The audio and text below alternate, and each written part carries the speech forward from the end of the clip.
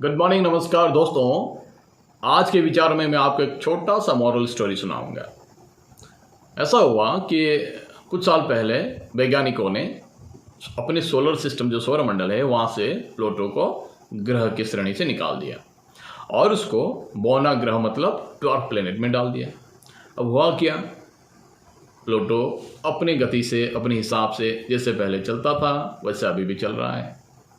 हजारों लाखों प्रकाश वर्ष दूर एक छोटे से ग्रह में बसे कुछ इंसान, चार दीवारों के बीच बसे कुछ इंसान प्लूटो के बारे में क्या सोचते हैं, प्लूटो को कुछ फर्क नहीं पड़ता है। सौरमंडल के अंतर्गत रहने वाले ग्रहों के बीच पहले जैसा था, प्लूटो अभी वैसा ही चक्कर काट रहा है, अपनी गति से अपने नियत कर्मों वैसे ही कर रहा है। ठीक इंसान को भी लोग क्या सोचेंगे, लोग क्या कहेंगे, उसके बारे में ज़्यादा ना सोचते हुए आप अपने बारे में कैसा ख्याल रखते हैं, कैसा सोचते हैं, आपका विश्वास अपने ऊपर कितना ज़्यादा है, सत्कर्मों में आपका भागीदारी कितनी है, उसके हिसाब से आपको चलना चाहिए।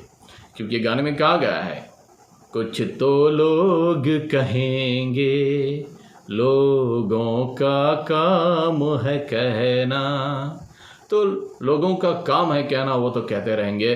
जैसे प्लूटो को छोटे से ग्रह एक पृथ्वी में बसे कुछ इंसान, कुछ साइंटिस्ट क्या सोचते हैं, उसको ग्रह सोचते हैं या बोना ग्रह सोचते हैं, कुछ फर्क नहीं पड़ता। ठीक उसी तरह अपना आत्मविश्वास प्रकट रखिए, प्रगाढ़ रखिए, और क्या सोचता है कोई आपके बारे में, उसके बारे में मत सोचिए और सोचिए आप अपने बारे में क्या सोचते हैं, क्योंकि आपको बनाने वाले आप खुद हैं। दोस्तों, अब बारी है सूर्य नमस्कार की। सूर्य नमस्कार का ये स्टेप है बॉडी फ्लेक्सिबल रखना। बॉडी के साथ आपको माइंड को खुश रखने में इसकी बहुत बड़ी भूमिका है, आप ट्राई कर सकते हैं। उसके बाद मैंने किया ये वस्त्रिका प्राणायाम, लंबी लंबी सांस लेना, लंबी लंबी सांस छोड़ना, फिर कपालभाति 5 मिनट और अनुलोम विलोम 10 मिनट।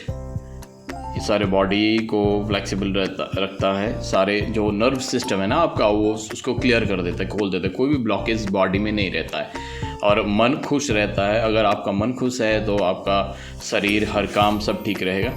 और उसके बाद ये मैंने किया भ्रामरी, जिसमें ओम की उच्चारण किया जाता है। इससे आपकी मेमोरी पावर बढ़ती है, कंसंट्रेशन लेवल आपका बढ़ता है। उसके बाद कुछ मैंने आसन किए, ये वज्रासन के बाद मैंने किया मंडूकासन, जिससे आपकी जो लीवर है और पेनक्रियाज है, स्प्लीन है, इसमें अगर कोई प्रॉब्लम हो तो ठीक हो जाए। उसके बाद कुछ सूक्ष्म व्यायाम किए, जिससे जो मेरा सर है और मेरे हाथ के जो मसल्स है उसको थोड़ा खिंचाव मिले, ताकि वो फ्लेक्सिबल हो और दिन भर काम करने में मुझे एनर्जी मिले। क्योंकि बॉडी जितना फ्लेक्सिबल है, काम करने की एनर्जी उतनी ही आपको मिलेगी। तो thank you very much God. And now तो दोस्तों, नहा धो के अब गीता पाठ की बारी। पहला अध्याय अर्जुन विषाद योग नाम 13वां श्लोक।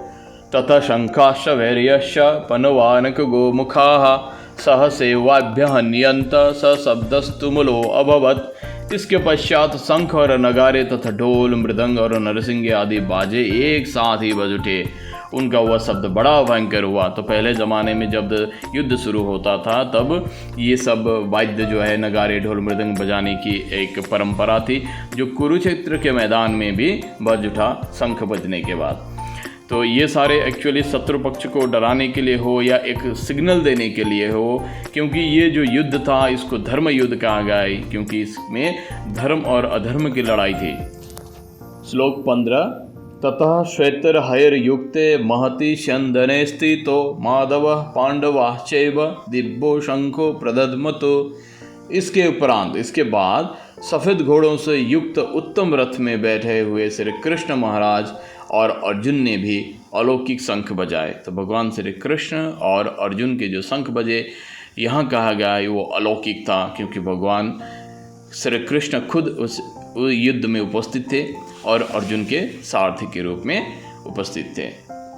दोस्तों, क्योंकि स्कूल खुल गया है और उतना ज़्यादा टाइम ब्रेकफास्ट के लिए अलग, लंच के लिए अलग टाइम मुझे नहीं मिलता है, इसलिए मैंने एक केला और एक सेव लेने के बाद थोड़ी देर बाद मैंने खुद चावल एक दिन भर के लिए पेट में ठूस लिया, ताकि मुझे बीच में दिन को कहीं खाना ना भी मिले तो भी कोई प्रॉब्लम ना हो, इसलिए मैंने दाल, सब्जी और चावल, अचार जो लेना था मैं एक फुल प्लेट मैंने पूरा ले लिया ताकि कोई बाद में प्रॉब्लम ना हो। उसके बाद 2 एप्पल पड़े थे, बस एक को ले लिया और दूसरा एक मैंने उसको खा लिया ताकि दिन भर का एनर्जी मुझे इंटेक मिले और काम करने के लिए पूरा एनर्जी मिले। फिर मैं निकल गया अपने काम के लिए। बीएनसी होते हुए मैं मुझे जाना है, सोतिया जाना है। तो ये रास्ते में वही सुंदर नज़ारा देखते देखते, मुसाफिर हो यारो, ना घर है ना ठिकाना, मुझे चलते जाना है, बस चलते जाना। यही रोज़मर्रे का काम मेरा स्कूल का। तो मैं यहाँ से फिर श्रोते स्कूल जाके उसके बाद मुझे बीएनसी में आना होगा। बीएनसी स्कूल के बाद फिर मुझे अपनी स्कूल पे आना होगा, फिर घर, और मेरा जो डेली शेड्यूल था तो वही नीले नीले गगन को देखते हुए हम आगे बढ़ते चले। ये सुंदर सा ब्रिज हम क्रॉस किए।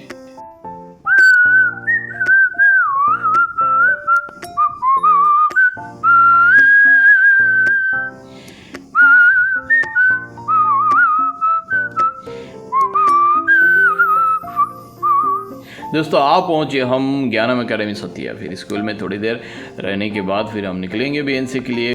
यहाँ ज़्यादा देर रुकना नहीं है, थोड़ी देर रुकने के बाद फिर हम बीएनसी जाएंगे। उसके बाद और दूसरे काम है तो स्कूल हम चले।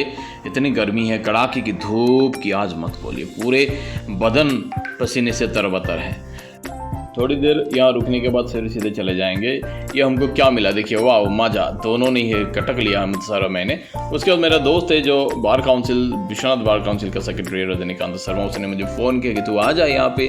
तो हम चले गए बार काउंसिल, मतलब जहाँ एडवोकेट वगैरह रहते हैं। मेरा दोस्त जो एडवोकेट है, उनके सीनियर सारे को मिला। उन्होंने बोला चाय पी के आते दीपू, तो चले चाय पीने। कोर्ट के बगल में ही सामने एक छोटा सा होटल है, एक लेडी चलाती है, वहीं गए और एक सूजी का लड्डू और चाय का जो लुत्फ़ है उठाया। उसके बाद सारे मिलके थोड़े फ़ोटो खिंचवाए, हंसी मजाक किए। देखिए ये जो कोर्ट का एंट्रेंस है, ऑफिस है यहाँ। इसके बाद फिर हमको जाना है कुछ बुक्स खरीदने के लिए। यहाँ से निकल के हम सीधा चले किताब महल बीएनसी मेन टाउन पे। तो अक्सर हमारे स्कूल के जितने भी सामान की ज़रूरत पड़ती है हम किताब महल से लेते हैं। आज मुझे चाहिए था चॉक, चाहिए था कुछ मार्कर का जो इंक है वो चाहिए था, ये लिया। उसके बाद फिर यहाँ से निकल गए अपने घर के लिए, मतलब बोरगांग के लिए निकल गए। जाते हुए निकल गए